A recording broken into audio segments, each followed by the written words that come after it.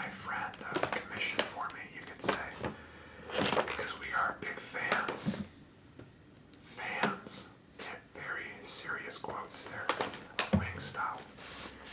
So of course, I had to eat Wingstop, and what better topic to talk about while eating Wingstop than friendship. Alright, this is a big bag. I actually got, believe it or not, 2 entrees. I just want to have a nice little sampler for you guys.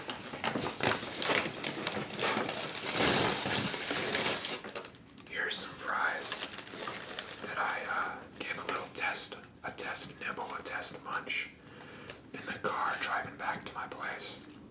And they were already soggy. So, yeah, that's just not trying to bash Wingstop, but it's a very different experience every time you eat there, which is kind of the appeal for me and my friend. We just love the variety.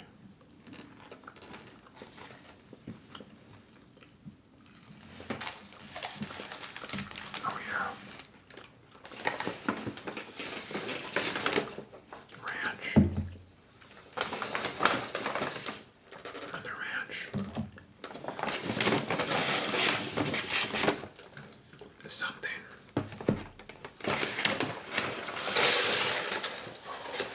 And another something. Oh, by the way, I even have a drink, but unfortunately, there's no ice in it. I don't usually get drinks, but I was like, okay, why not, just for the video. Root beer, by the way. But their ice machine was broken too. So I got the Burger King nihilism haunts me everywhere I go.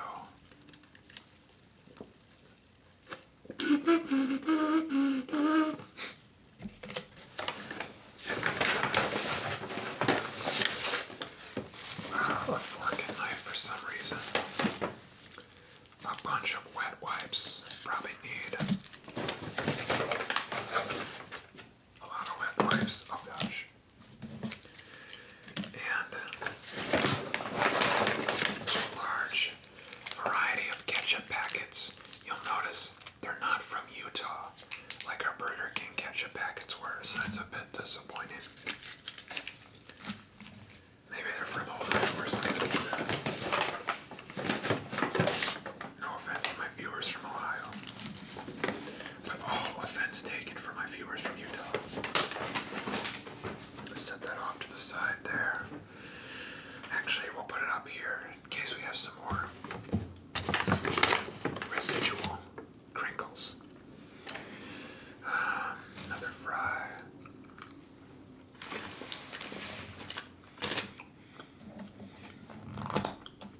To pop open my ranches. In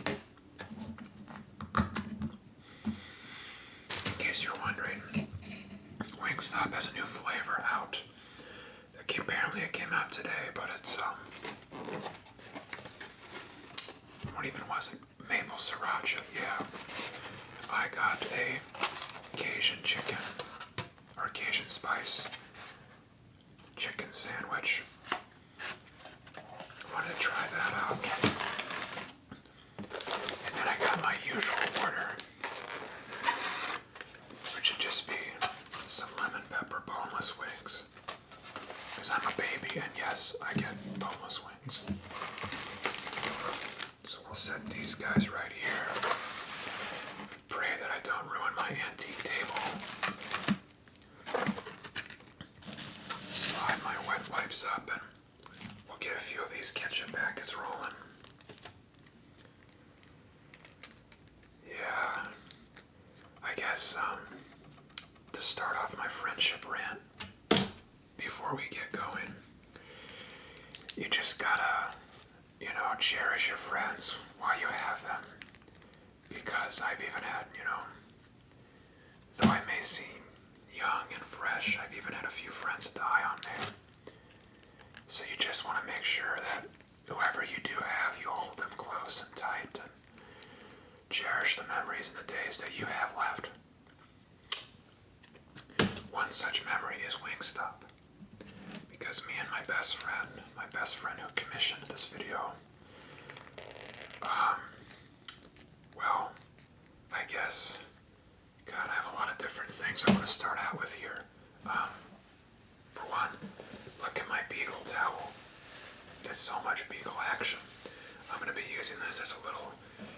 again as I kind of sift in between things that we have.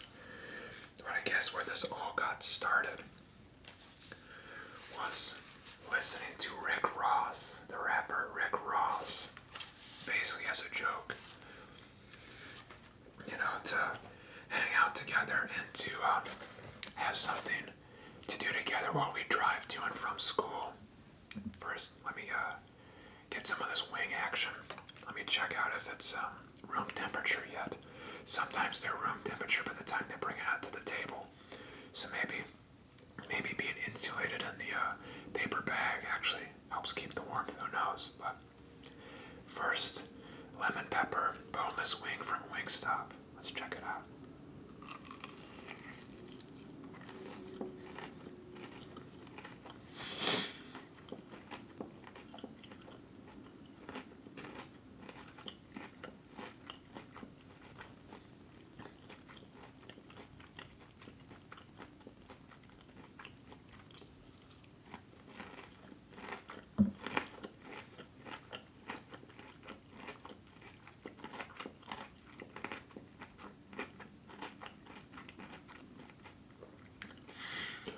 Very salty, very savory, very crusty.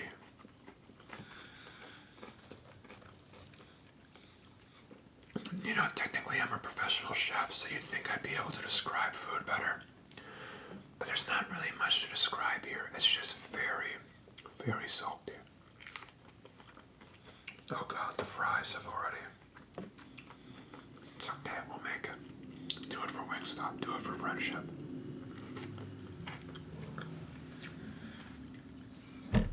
Back to our guy Rick Ross. My best friend and I would listen to Rick Ross all the time while driving to and from school. And then one day we found out that we initially thought that Rick Ross just owned all of Wingstop, but it turned out that he just owns a few Wingstop locations in like his home states of like Georgia and Florida and stuff. And of course, because we love Rick Ross and because we love memes, when a Wingstop finally opened in our town, we had to, of course, go try it. Oh, and when we did try it, it was not good. The fries are always just soggy. The chicken is very hit or miss. Sometimes it's really over-seasoned, sometimes it's under-seasoned. Sometimes it's just like cold when you get it. Sometimes it's just covered in grease. These seem to be pretty fair so far today, so I'm excited about that. And we just always feel terrible after you eat it. But we continue going back.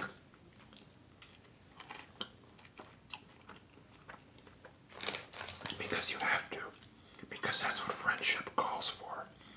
It's the idea that I can't stop eating these. Oh jeez, they're so bad.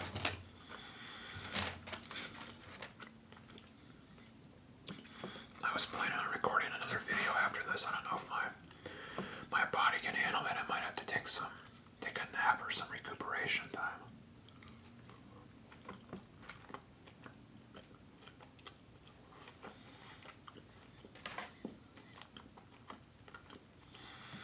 And yes, I'm sorry that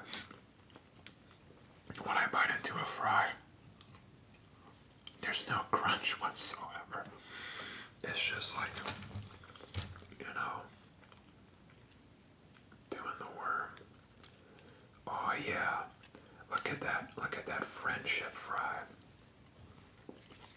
Jeez. Well, you can hear me mash my teeth on, mash my gums like an old lady on some soggy fries. Maybe that's relaxing.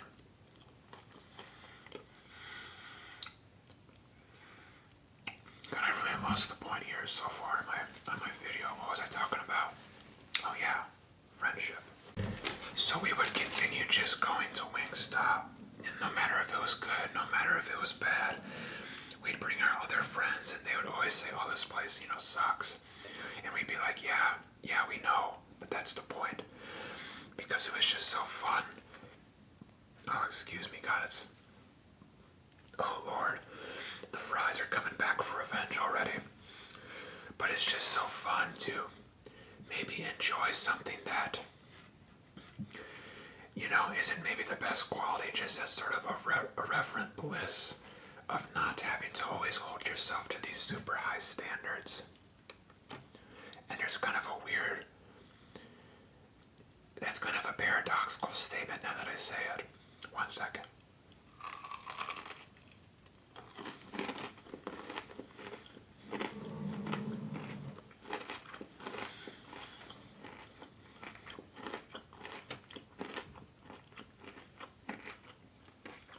Squirrel.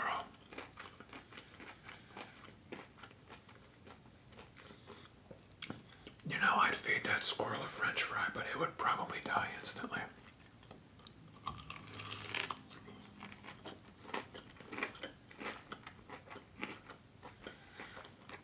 Bye, squirrel.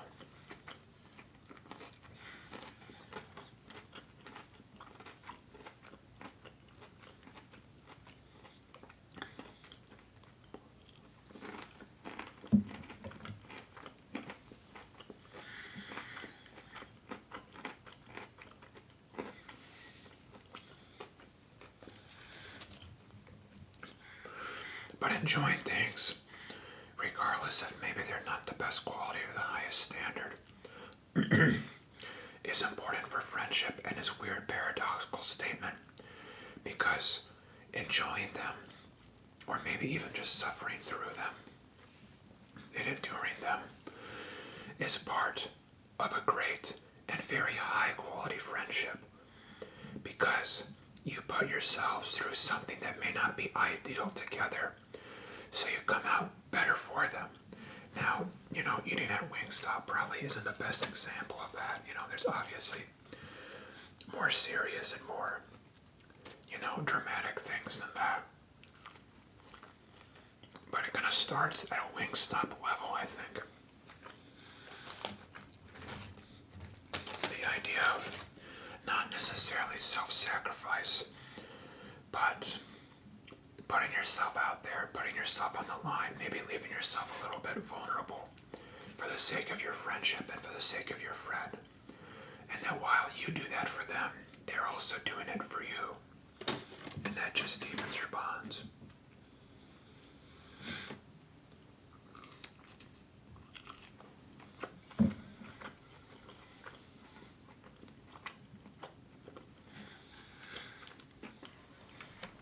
Let's get into this chicken sandwich. We got the Cajun seasoning, some sauce, and then 4 little pickles on there. I'm not usually a pickle guy, but they're okay in a sandwich. I don't really notice them then. W. Bryce's father recently purchased some, moonshine pickles. Those are not good. Stay away from those, kids.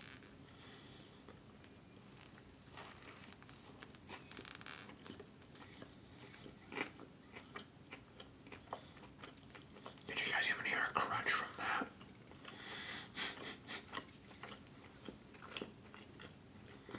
Oh, Wingstop. God, I should have saved the nihilism video for these guys. Alright, one more bite.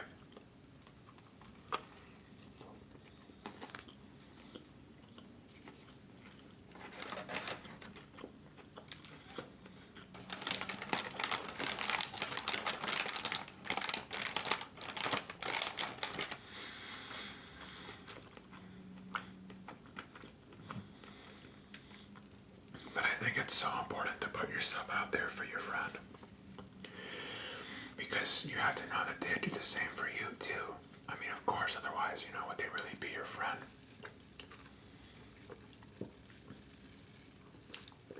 I mean, I know people who call themselves friends and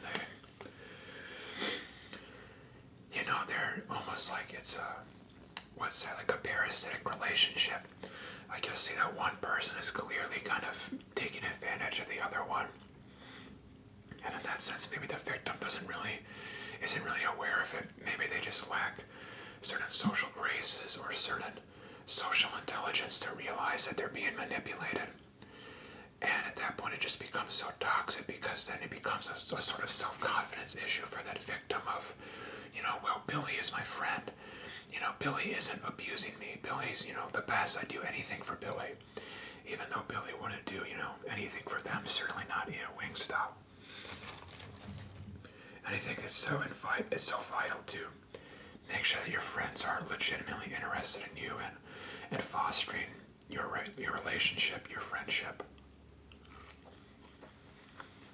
And I'm not saying by any means to make like some weird psychotic bent and to constantly make like, mental traps for your friends to like, test their loyalty to you for some, crazy thing like that. But just make sure that your friends are really your friends and not just, using you for like money or clout or just, like favors, like if you're constantly calling like one person to bail you out of like trouble or bad situations constantly and you never help them out, or if they never help you out, or if it's just like this constant toxicity, escape that as much as you can, Oh God. I believe it was Robin Williams, rest in peace, who once said that I'd rather be alone than be with people who make me feel alone. And I think that's extremely wise. And we should always listen to like the wise people in our lives, so we can improve off their past experiences and whatnot.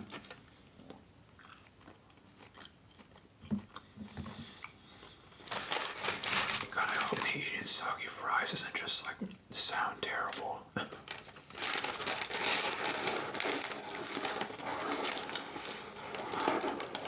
I mean, wholeheartedly, I'd rather have no friends in the world than have friends who are like manipulative and deceitful. So I'm so thankful that I do have the amazing friends that I have, who will suffer through Wingstop with me.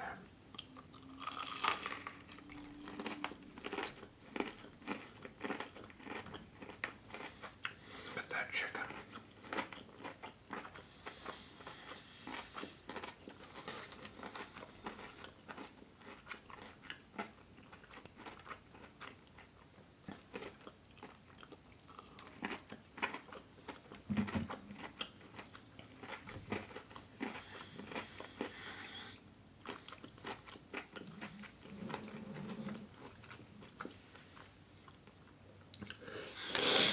Now, by no means am I saying you have to, spend every waking moment with each, friend that you have.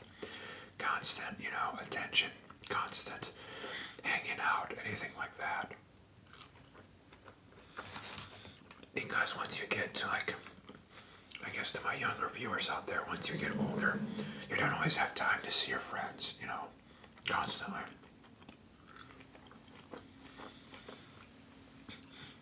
It's a very different experience when you're in school and you see your friends every day from when you're an adult, and now your friends live in different towns and you only see them a few times a year if they're really far away or when schedules align. For instance, like I have a Dungeons and Dragons group who we consciously make a designated time every week to hang out, right?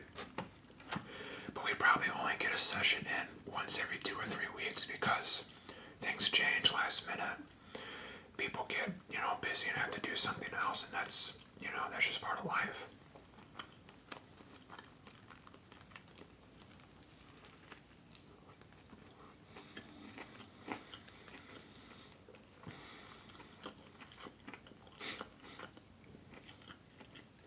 Wingstop, why?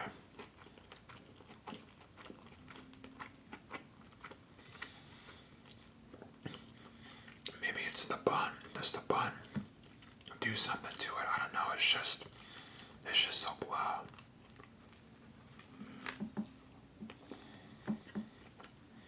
But I will endure.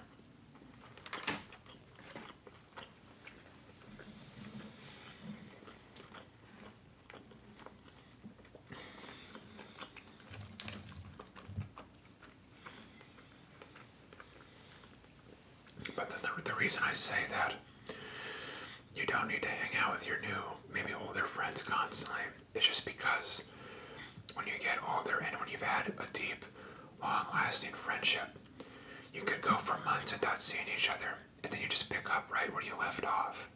You know, you just know each other that well. You can finish each other's sentences. You know exactly what kind of, like a new music video they would like, or a new movie, or you see something in the store and you say, wow, they'd really like that. Let me get it to them for like a surprise gift, and they'll, instantly love it because it's the exact, kind of thing they'd find funny or amusing. And that's the kind of friendship you really need. Something that is like, funny and amusing for me and, the same best friend. As in high school, we started a, sort of like forbidden book club.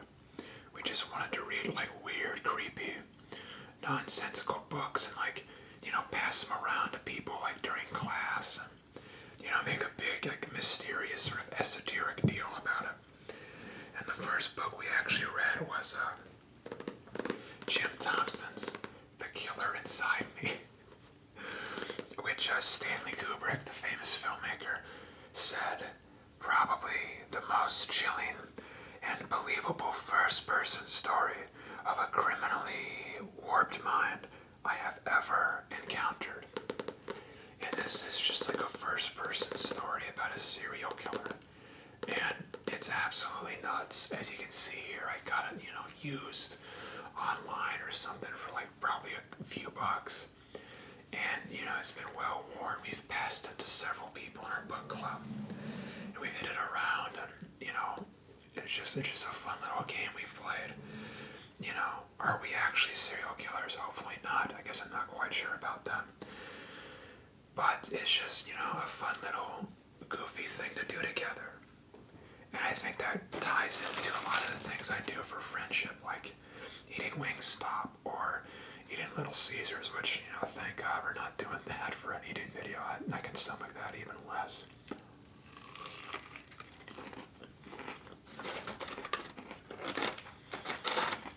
My petite frame can only handle so much. Plus, gotta slim down for my winter figure.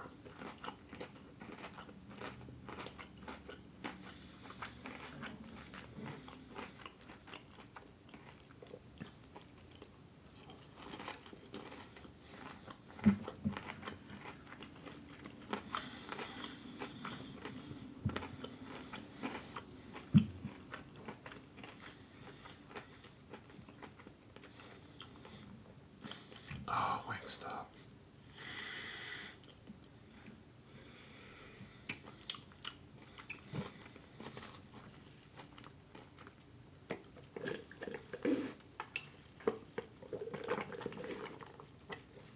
Oh no, I'm running out of my iceless root beer. Good thing I have my backup water as per usual. Alright, let's get a bite of the sandwich. Maybe if we put some ranch on it, it'll be a little more palatable. Who knows?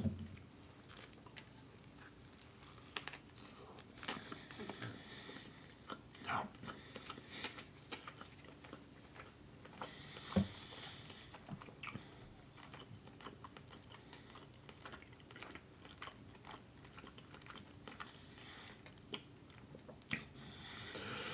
God, what else do I want to talk about here with friendship?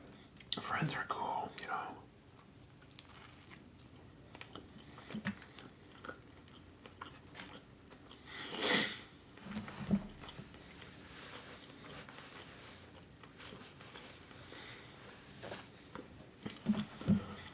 One thing that's kind of maybe happened to me a few times in my life, and I'm sure some other people out there, is when you have a friendship that can blossom into something more, like a romantic relationship.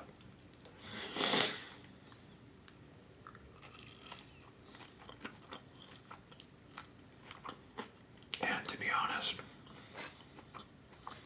I think that's a really healthy way to go about doing things. Because yes, there's, something to be said for people who just,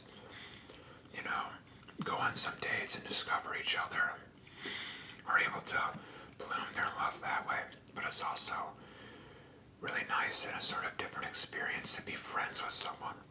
And then you kind of take it to that next level.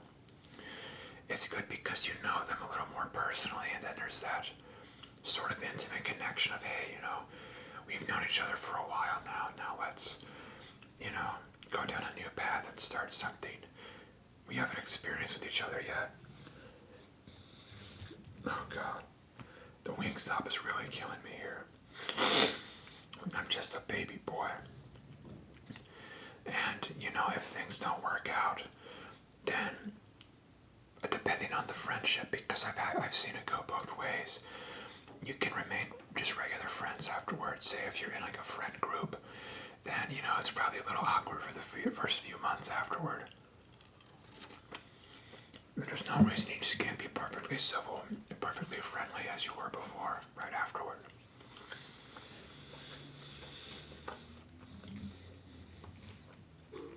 Now, the breaking of a friendship should never be taken lightly,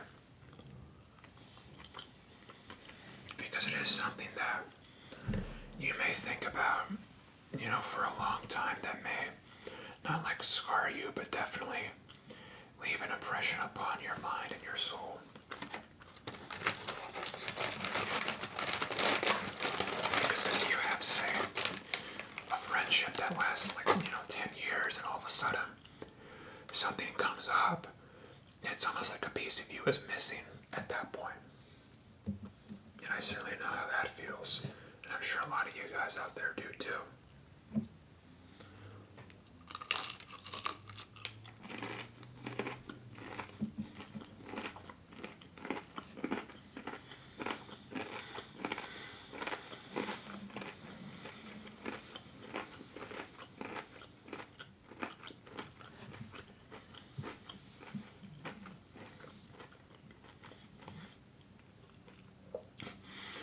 If it has to end, it has to end. Like if a friend does something that's just irredeemably bad, or dishonest, or cruel, then it has to end, because at that point you would just be prolonging your own suffering by staying in that toxic relationship. But only do it if it truly is just unsalvageable, if it's irredeemable. For example, me and my Wingstop friend, the killer inside me, Rick Ross friend.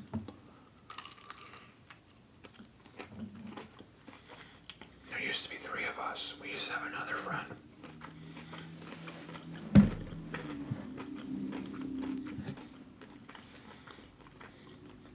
And we all thought we'd be best friends forever. But after a while, he stopped wanting to hang out with us. He was always with his other friends.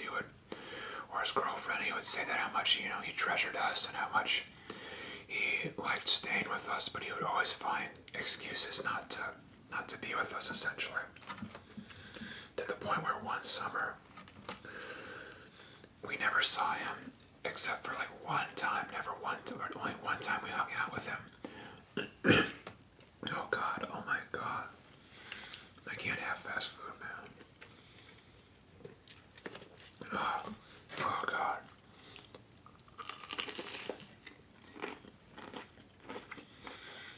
But I just keep going back for more.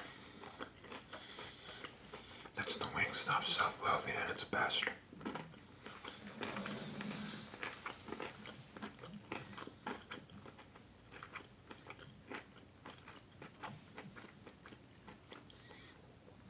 But we had one weekend that was specifically like a bros only weekend. My God.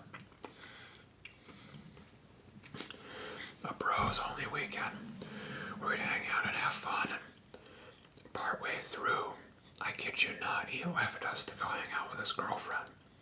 And then it was just me and my Wingstop friend just camping out together by ourselves without him. And it's just like, at that point, we had been trying for almost a year to to not treat him like he had been treating us, to not give up on him, to not, maybe sink to his level isn't the best term, but at that time it certainly felt like it was, like he was just throwing us away. And it was that weekend where we were like, we've tried so much, we've tried talking to him, both of us together and both of us individually, and it's like he just didn't care. He just didn't see it. He was moving on to other things, and he just would like ignore us or ghost us. And it was just time to end it. So at that point, we were like, if he's not going to even show up for, our once every, during the entire summer bro hangout weekend, which I'm not kidding you, he left after like only a few hours of hanging out. Then why bother anymore? You can't do it. So then we like stopped reaching out to him, and then like, once again, I'm not kidding you, it was maybe about a year until he started texting us again or trying to contact us again. Like he had, at that point just noticed that we were gone from his life.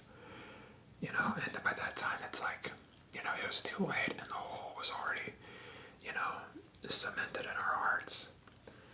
Because there's some things you just, you can't go back on.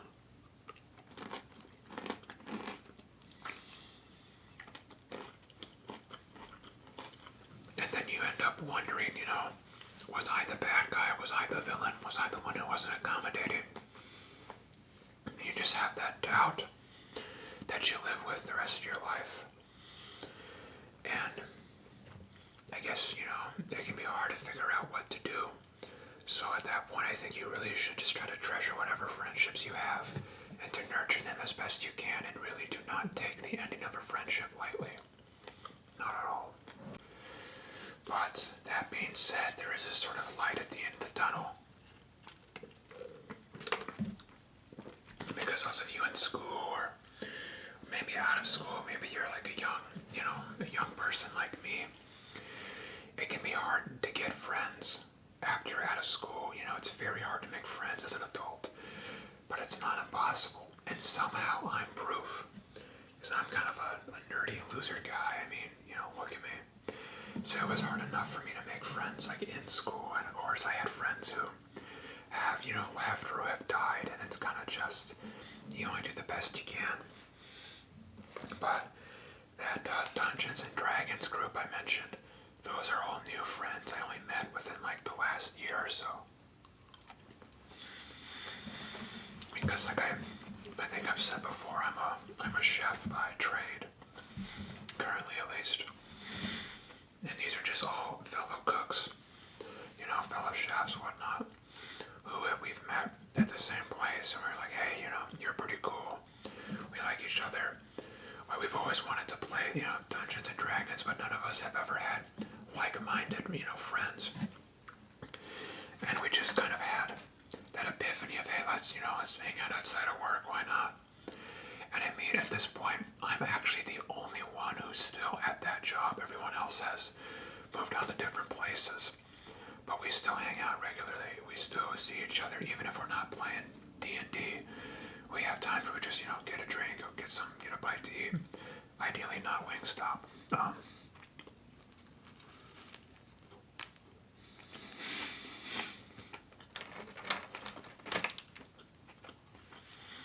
I don't know if I can finish this. It's like I barely made a dent on the fries.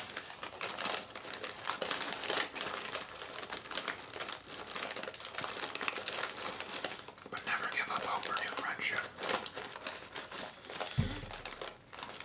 Whether they're your coworkers, which yes, sometimes coworkers can be, a huge age difference or a cultural difference. It may not exactly click with your interests, but, on rare occasions, it can. I mean, I thought it would never happen to me, and look what happened,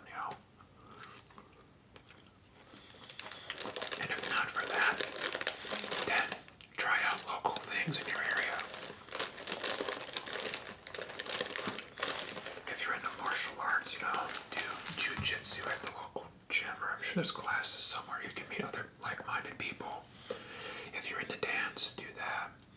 if you, just like having a drink and, shooting the crap with other people, go to a bar, and I know that initial conversation is super hard to strike up. I mean, take it from a guy who has done that and tried to do that. But people are basically good, There's not a lot of there's not a lot of people who actively seek to hurt you or harm you or a thing like that. People are basically good and friendly. It's never too late to make friends in life as well. Even if you're in a retirement home, you gotta realize that just because you're having these thoughts doesn't mean that other people aren't having the same thoughts you are having. For instance, the idea of, I'm a loser, I suck, no one would want to be my friend. Well, do you think you're the only one who ever thought that, though? There are millions of people all over the world right now who think that exact same thing, who are too scared to reach out to somebody else because they think no one would like them. Well, what if these two people met up and were able to talk?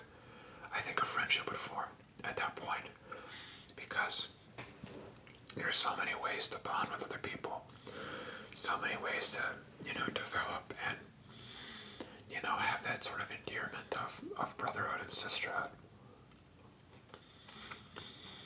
And I think there's a lot of people out there who are just looking for a connection. For instance, if you do move into a brand new town or a new environment, I guarantee there's a bunch of other people just like that, who just moved there, who are also looking for companionship, or maybe people who have lived there for a while and, haven't been able to, find the courage to reach out or to, have that stroke of luck of finding, an ideal group of friends. Like, say, I was lucky enough to find my friends at my job. God, why am I still eating this?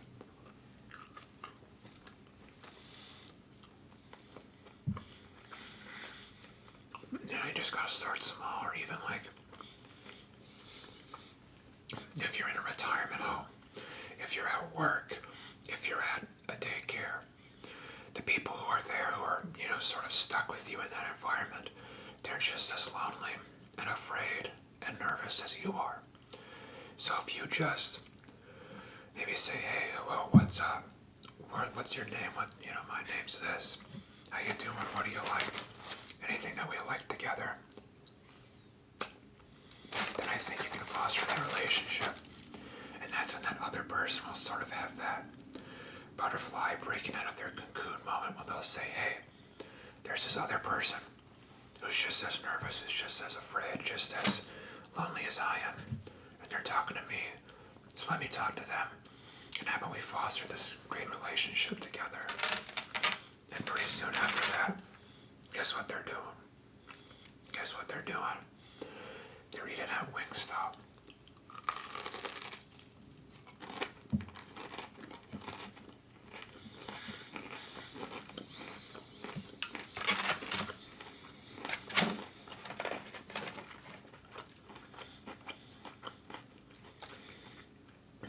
I just noticed something, that the coating for the chicken sandwich was loose, and I was like, what's this?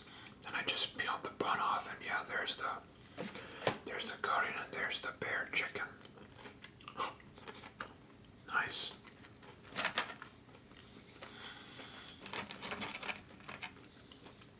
But that's mostly everything I've wanted to say, I think.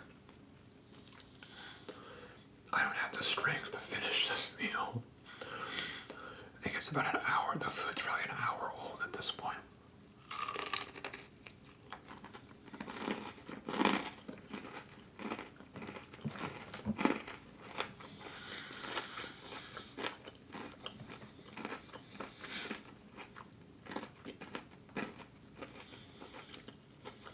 God, what was I thinking?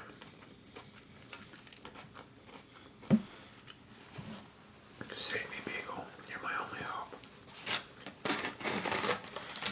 But, yeah, Wingstop's barely edible when you have it fresh at the store, much less you're having it home yourself. that's okay. Because friendship's more important than intestinal damage.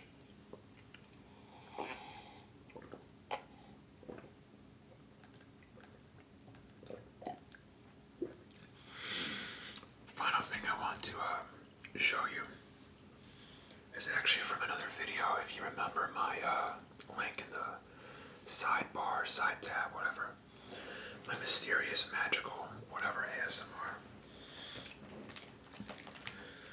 My friend and I made this with Knox over maybe a year. Anytime we find some random thing, we just slap it onto this monstrosity. And fun fact, down here is our book cubby hole thing. And that's where we would put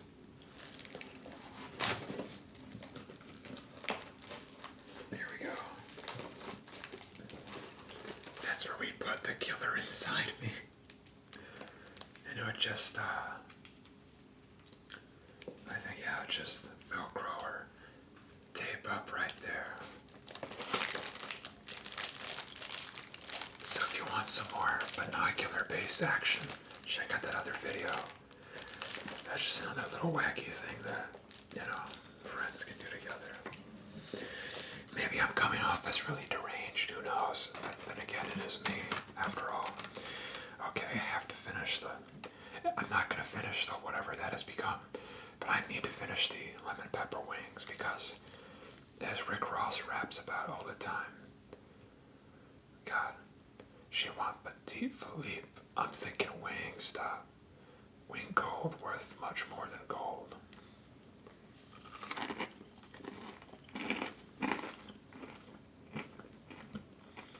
Delightful.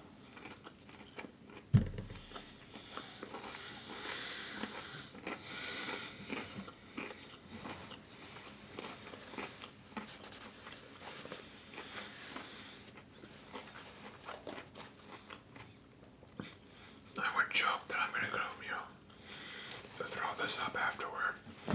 But I think I won't have to, I think I'll just do it by myself, just naturally.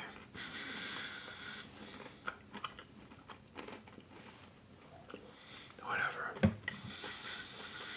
God, I'm worried for the next videos I'm gonna do. It's okay. But yeah, we're gonna have some more, kind of fast food like this or restaurant food. And then I'm gonna try my hand at cooking some food that I just make for myself. It may not be as crunchy or loud, but I mean, were these crunchy or loud? But anyway, I have been M. Price. This is M. Price Can Eat, a subsidiary company of M. Price Can Read. And as you know, Dog City never sleeps.